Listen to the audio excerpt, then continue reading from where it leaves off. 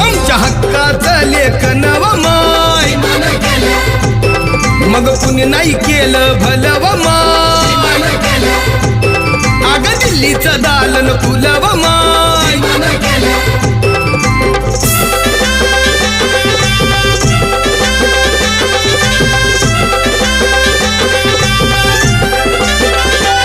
तुमच्या पोरानं शाळेत शिकावं आशाला जारीला मुकावं